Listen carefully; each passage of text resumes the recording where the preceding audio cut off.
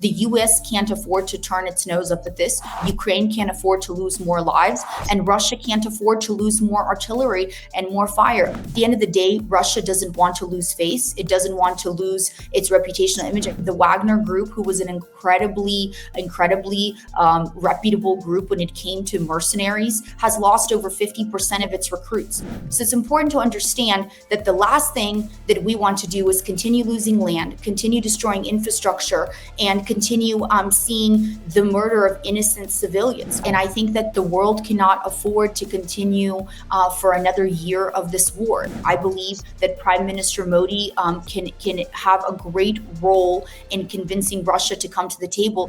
Thank you for joining the Hindustan Times podcast. We are joined today by Vlada Galan. She's the president and chairman of the board of the International Ukrainian Crisis Fund. She's also a Ukrainian citizen. So when Russia invaded Ukraine a year ago, Vlada joined her country's fight back using her connections from all over the world to create a non-profit called the International Ukrainian Crisis Fund. Now, since then, her fund has collected hundreds and thousands of dollars in humanitarian supplies for the Ukrainians in need back in her country. Vlada, you were just in India for the Raisena dialogue. How do you see New Delhi's role as a peacemaker amid this entire war playing out in Europe? Thank you so much for having me, and it's absolutely a pleasure to be here. India can play a very, very significant role in brokering peace and being what I would call an honest broker. A peace process first has to start with an absolute and complete ceasefire. And this is the only way to go. You cannot negotiate peace with a gun being held to your head. The next step of this process would mean that there needs to be countries that would be on the side of Ukraine and, of course, on the side of Russia. On the Russian side, you would see an ally like China. On the Ukrainian side, you might see an ally like the United Kingdom or France, perhaps, or the United States. For the conversations to move forward, there has to be all cards on the table, and it has to be at a bilateral level. President Putin has to meet with President Zelensky. There's no other way for these dialogues to take place, and India's role can be an honest power broker going between the two. It's no lie that India's had a long-lasting relationship with Russia since the 1990s and going back even before that in the Soviet times to the early 1900s. So they've had very long-lasting relations. But most people don't understand why India hasn't been so vocal or taken a particular side.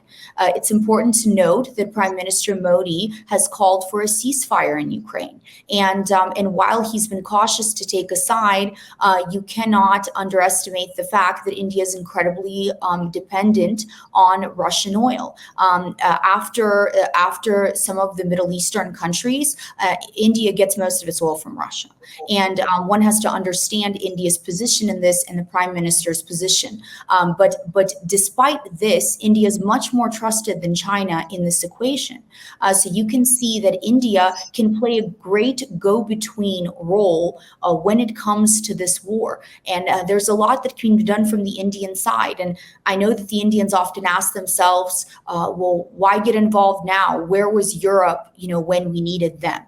And the truth is that this affects India just like the rest of the world, with rising food prices, rising oil prices, and God forbid this war continue for another year, India is going to feel even worse the brunt of it. So it's time to take action and to step up to the table. You talked about a lot of things, and you said it's time for India to take action and step up to the table. Where India, in fact, Prime Minister Modi was one of the first people to actually go out there and speak to Putin and tell him this is not the era of war.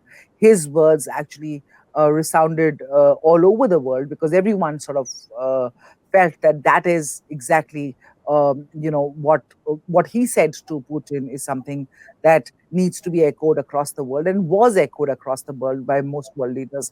But having said that, you talked about China as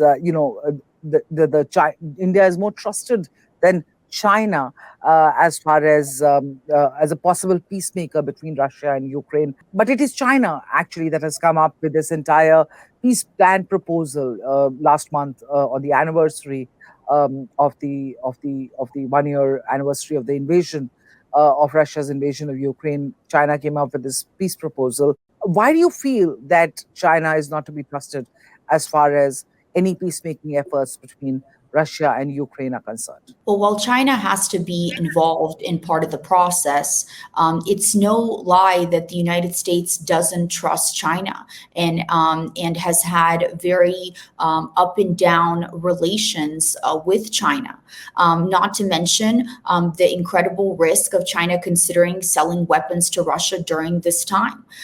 It's also important to note that I do not believe that the United States would allow China to elevate to the level as an international peacemaker. That's the worst thing that could happen for the United States, to allow China to take over in this kind of new global order as a peacemaker.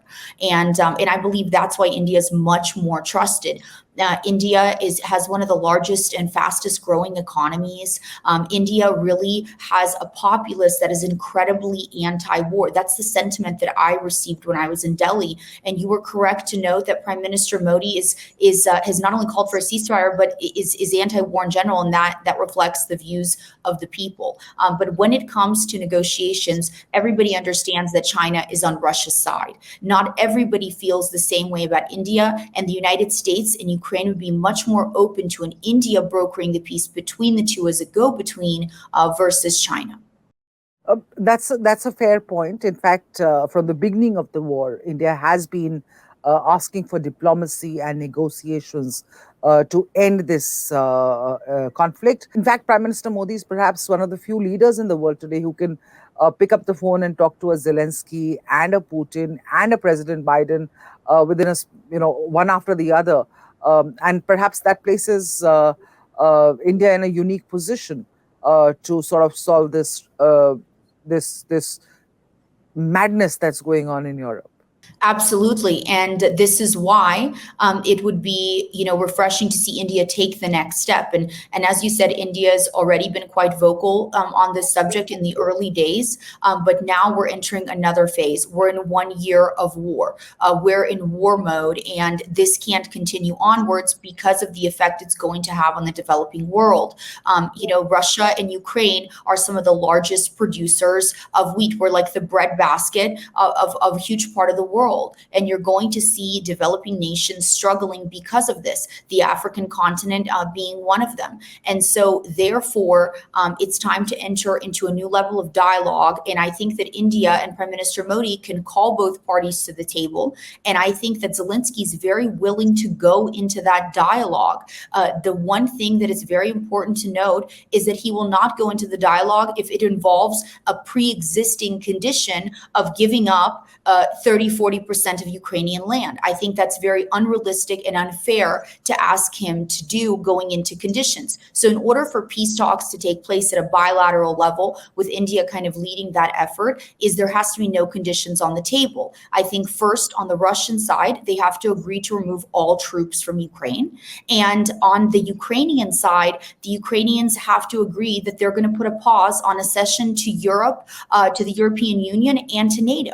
And I think this is a good way to lead into peace talks. But otherwise, there can be no other real pre-existing conditions going into these talks, because a lot of times you hear the propaganda Russian talking point that, Zelensky's not going to come to the table for dialogue. Well, nor should he come to the table for dialogue when it requires giving up 30% of your land. I think that's just not a realistic condition. And Antony Blinken, this U.S. Secretary of State, said it best at the Raisina Dialogues, that if we let Russia get away with this, what does it say to other aggressors with no repercussions for this? If Russia gets away with its imperialistic ambitions with nothing more than some sanctions slapped on it and 30-40% of a sovereign nation's land, we have a problem. This sends a signal to other aggressors in the world that the gates are open to do the same. And that's a very dangerous precedent we're setting.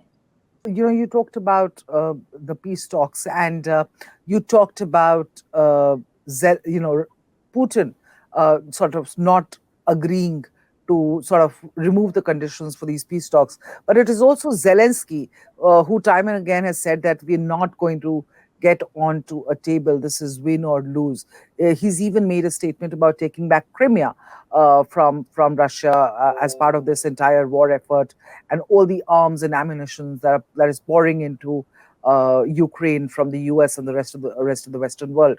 How do you foresee this coming to the negotiation table panning out with that sort of an attitude? And I'm not talking about Putin's attitude right now. I'm talking about Zelensky's attitude. We all know what Putin's attitude is. Well, you have to understand that, outside of those talking points and outside of, what Putin says and the way he tries to frame the argument, Ukraine has come down and sat down for a dialogue multiple times through multiple envoys. Envoys do not work, and Ukraine is very, very ready to negotiate. You have to understand the massive loss of civilian life we've had. Over 8,000 civilians. These are not military members that have signed up to fight. These are civilians. About 8,000 civilians have died during this war. You cannot return the lives that have been lost. There has been $750 billion in damage in physical infrastructure and $700 billion in economic damage. That's $1.45 trillion worth of damage. So to say that President Zelensky doesn't want to sit down and talk is inaccurate. In fact, he stated multiple times that he's willing to talk, but under the understanding that we're not giving up all our territory. Because I'm a Ukrainian. I'm a Ukrainian sitting and talking before you today. And I will tell you that if it means giving up land, I'm ready to give my life. My father is ready to give his life, and my family is willing to die for our land. That is what it means to us. This is not a fight that was just started a year ago. This is a fight we've been fighting for a long time. And under the Stalin era, we had a horrible famine that killed almost 6 million people. That was a man-made famine on ethnic Ukrainians. And so we are not fighting a new battle. It's a battle that we've been fighting.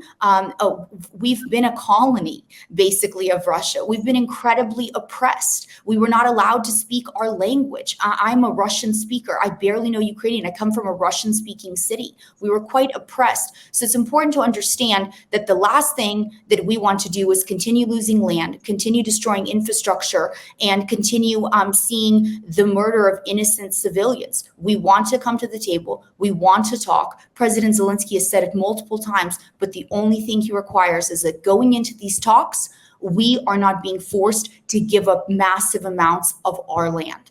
And that is the only thing that he's asked. This is why I say that on the Russian side, the dialogues can take place if Russia agrees that there is not a pre-existing condition that they take over half of our land. And of course, we've talked about Crimea. Crimea is Ukrainian territory that was taken from us in 2014. We did not have a nationwide war in Ukraine. We tried to move past it. We had a war on some of our border regions, and look what happened. Their imperialistic ambitions came back years later, and they're trying to take more land. So the question I would pose is, when does it stop? And the answer to that question is it stops here and it stops with us. This is why we're fighting. We're the David against the Goliath, and we've proven to be a very worthy adversary because we're fighting a holy war for our land. Absolutely. The fight back that the Ukrainian forces have given to the Russian forces, what the entire world was thinking will be over in a couple of weeks, it's almost stretched on for a year, much to everyone's surprise, as well as peril to the world, because you talked about the rising inflation and the rising supply chains problems, etc., etc.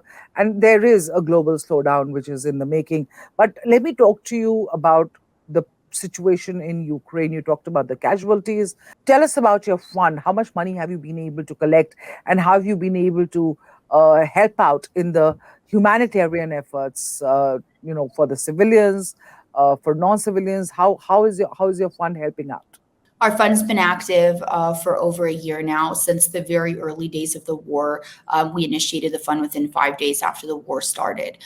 We've been able to raise and bring in over $5 million worth of aid into Ukraine, and that is 1,350 tons of aid. And that is in great part thanks to our international partners. It's been an incredibly heartwarming effort for me as a Ukrainian to be able to consistently bring in aid for civilians. In the early days of the war, we were bringing in aid and helping evacuate a lot of the hot zones. So we were sending in cars into hot zones that were actively receiving active fire. It was incredibly dangerous, but it was an incredibly important project to get women and children out of some of these areas. After the occupation of Irpin and Bucha on the outskirts of the capital city, Kiev, we were some of the first humanitarian teams to come in and provide water and food to people that were in the bomb shelters. Now moving forward, a big part of our effort is focused on medical aid. You've seen the medical system really suffering, not to mention infrastructure and the destruction of civilian infrastructures like hospitals. You've seen many injured civilians. I gave the number of 8,000 civilians dead, but there is many more civilians that are injured, that need critical help, that need transportation, and that need simple things like gauzes and syringes sent to these hospitals. And we are providing these critical supplies every day. In fact, we just delivered this last week a huge amount of hospital beds specifically for children's hospitals that have been injured. And the work is incredibly rewarding. And thanks to our partners all over the world, we certainly hope to continue that effort. Right. You spoke earlier on in our conversation that you hoped for Mr. Modi to do more, Prime Minister Modi to do more. What more do you think he can actually do to make this war end? I think the next step is going into bilateral discussions, which means that Modi would really have to work on the Russian side to convince Putin to come into a dialogue face to face without a pre-existing condition of over 30% of our land being given up to Russia. I think that if this can happen, Zelensky will absolutely be very eager to come to the table. I think the United States would support these discussions with Prime Minister Modi as kind of a go-between and a more trusted party in this.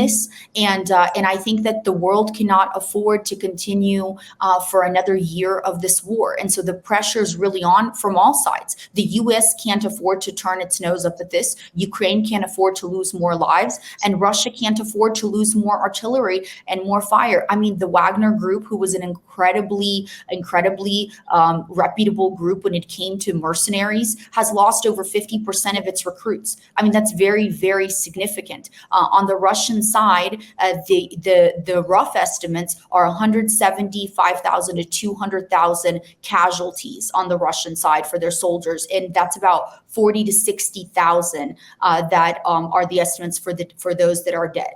And those numbers are incredibly high. Russia can also not afford to continue this way. At the end of the day, weapons are running short on both sides, and it's not so simple to restock weapons. Those factories cannot meet demand and supply even fast enough. And so at some point, this is going to come to some sort of gridlock. So I think that if this dialogue was to take place, if we remove the pre-existing conditions, which I believe that Prime Minister Modi can have a great role in convincing Russia to come to the table, I think we can do this. At the end of the day, Russia doesn't want to lose face. It doesn't want to lose its reputational image. I think it's important for Putin's ego. And I think that Prime Minister Modi can convince him to come into these dialogues in a kind of professional fashion, putting everything on the table. Fair point.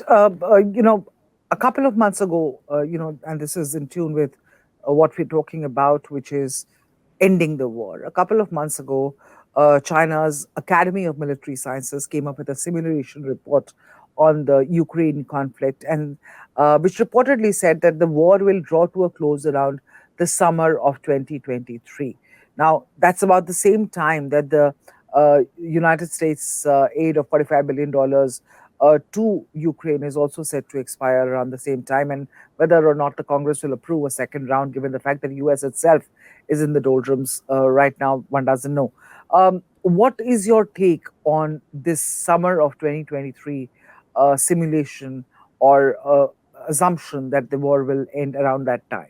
I think it's absolutely possible. I'm not sure if the conversation revolves specifically around aid, but more around the fact that if you take an example like the city of Bakhmut, which is in the Donetsk region, it's a city that Russian resources have been trying to take for 8 months and have not been able to hold that city. And they're draining resources in a small village that is practically abandoned. And that just goes to show you that the energy to continue this, the financing, the resources, even from the Russian side, are very difficult. Not even speaking on the Ukrainian side, who obviously has also incurred its own losses. And so I think it's very realistic that both sides really look at this and question, how do we continue onward? Somebody's going to run out of money, and this is going to happen. It's going to put immense pressure to force a dialogue where a dialogue might have not taken place otherwise.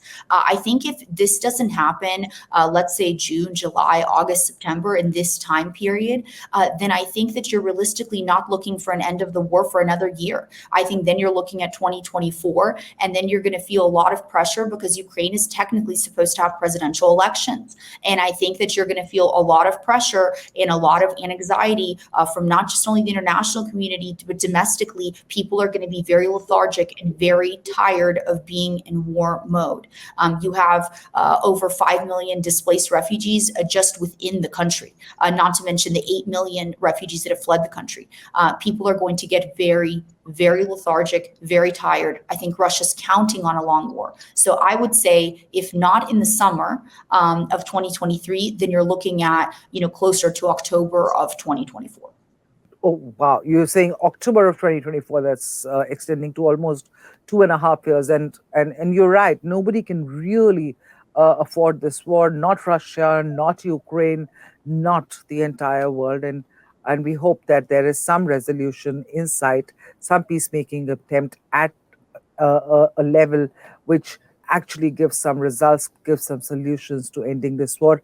And as we all heard, viewers, Vlada here is, of course, counting on Prime Minister Modi to make a difference, to sort of intervene, and India becoming the main peacemaker as far as the Russia-Ukraine conflict is concerned. Thank you, Vlada, for joining us, and thank you for your time. We will come back to you with more and possibly speak to you more at a later stage when things are actually moving towards rehabilitation and reconstruction of Ukraine as a whole, if possible. Thank you so much for talking to us.